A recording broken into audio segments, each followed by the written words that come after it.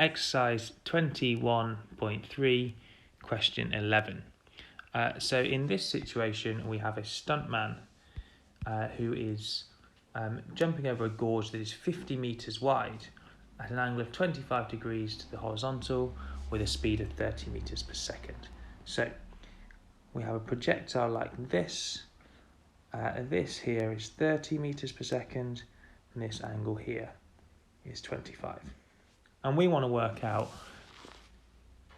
assuming the air resistance is negligible, find out whether he successfully gets across the gorge or not. So I think what we really want to do is we want to work out, when does his vertical displacement reach zero? So this is the point here where he lands. Does he land over here? So if this is 50 metres, does he land here and then he's safe? Or does he land somewhere here where he's not safe? So what we want to work out is we want to work out how far does he travel horizontally, and if that is greater than 50, we know he's safe. So let's say he travels an unknown distance x, and we want to work out whether x is bigger than 50, less than 50, or perhaps equal to 50. But we do know that at this point here where he lands, his vertical displacement is 0. So what we have that r equals x and 0.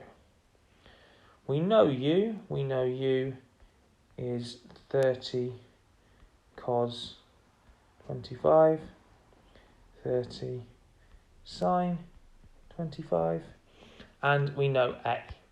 We know that a is 0 and minus g.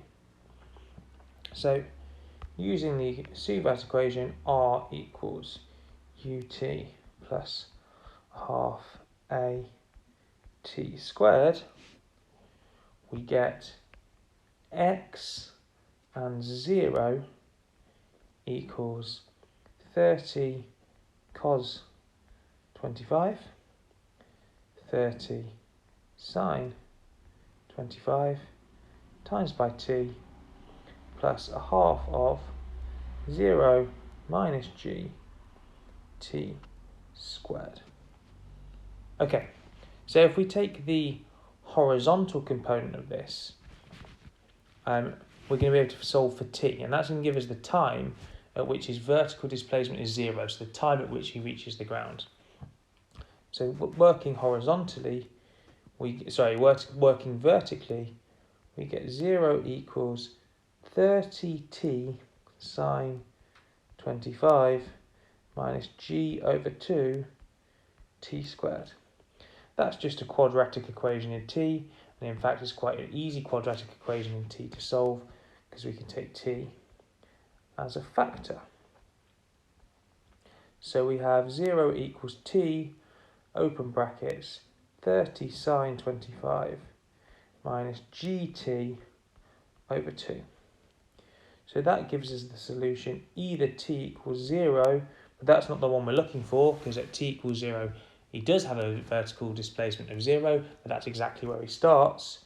So we also have 30 sine 25 minus gt over 2 equals 0. Well, if we rearrange that to make t the subject, we add gt over 2 to both sides, times by 2 and divide by g, we get t equals 60 sine 25 divided by g. Okay, but now what we want to know is how far has he travelled horizontally at that stage. So we can go back to our vector equation and we can take the horizontal components. So the horizontal components tell us that x equals 30 cos 25t minus 0. So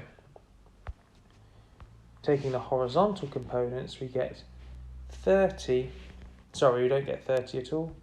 We get x equals 30 cos 25 times t, but we know t because that is the t we just calculated, so we have x is 30 cos 25 times 60 sine 25 all over g.